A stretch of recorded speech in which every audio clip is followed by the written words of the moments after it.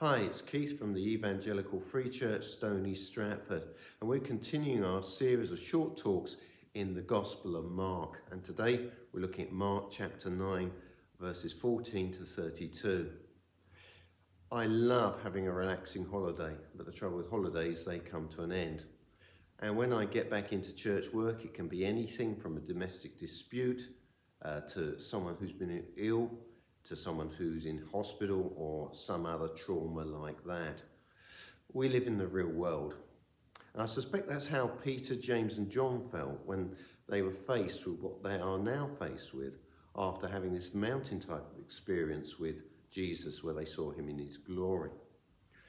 The issue is this: they come down the mountain and there's a crowd and there's the disciples arguing with the teachers of the law. It's incredible, isn't it? Jesus is way up north. You think they wouldn't follow him that far. But there they are, arguing with his disciples, ready to give him trouble once again.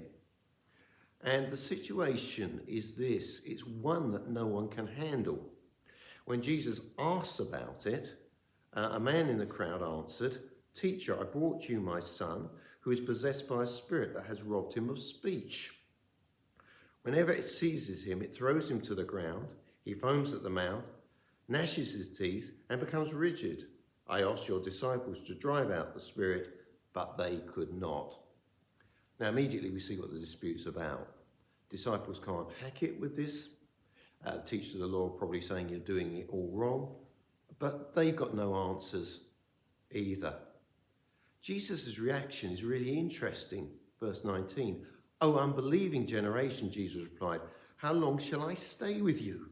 How long shall I put up with you? Bring the boy to me." Jesus is exasperated at the unbelief around him. Well, we see how desperate the situation is when they bring the boy to him. He immediately goes into convulsions. And so Jesus asks how long he's been like this. And his father says, well, from childhood. This spirit has tried to literally kill him at times, it seems. And the father is absolutely desperate. He sums it up like this: "But if you can do anything, take pity on us and help us." Jesus questions him. Verse 23, "If you can," said Jesus, "everything is possible for him who believes." What happens next? The father's reply is something that's probably been echoed down the ages. Immediately the boy's father exclaimed, "I do believe. Help me overcome my unbelief." Well, Jesus acts quickly and decisively. Verse 25. When Jesus saw a crowd was running to the scene, he rebuked the evil spirit. "You deaf and mute spirit," he said, "I command you, come out of him and never enter him again." The spirit shrieked, convulsed him violently, and came out. The boy looked so much like a corpse, many said, "He is dead." But Jesus took him by the hand and lifted him to his feet, and he stood up. Once again, Jesus has done a miracle, but what are we to learn from this? The disciples certainly have questions. Their basic one is, why couldn't we do this? Jesus' answer is very simple. He replied, this kind can only come out by prayer. Now, some people have mused about this. Was this some kind of Premier League type demon? I don't think that's the case. I think we lose something in the translation here. What Jesus is saying is that prayer is always essential in whatever we face. Now, that was the first lesson for us and the disciples. But then Jesus, this is one of these times where the passage seems to go off at a tangent. Jesus starts to talk about his death again. Verse 31. He said to them, "The Son of Man is going to be betrayed into the hands of men. They will kill him, and in 3 days he will rise." But they did not understand what he meant and were afraid to ask him about it. Jesus is tackling the unbelief that he has seen and we have experienced in this passage. You see, Jesus has given a demonstration of his power over Satan.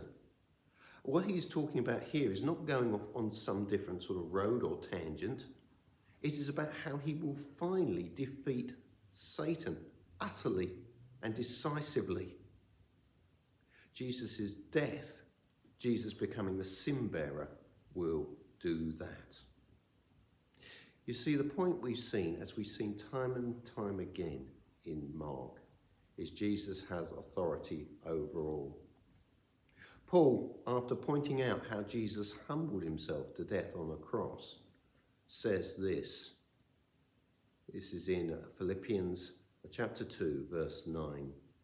Therefore God exalted him to the highest place and gave him the name that is above every name, that at the name of Jesus every knee should bow, in heaven and on earth and under the earth, and every tongue confess that Jesus Christ is Lord, to the glory of God the Father.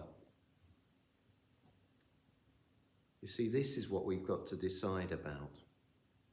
Where are we going to place Jesus? Are we going to place him as a good teacher, a miracle worker? Or are we going to put him in the place of Lord?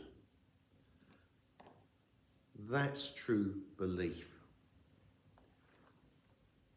If you're interested in following, maybe you'd like to sort of pick up a Bible or something, maybe you can dust one off. But hey, if you haven't got one, here's one. You can pick it up from outside the church from the holders on the railings.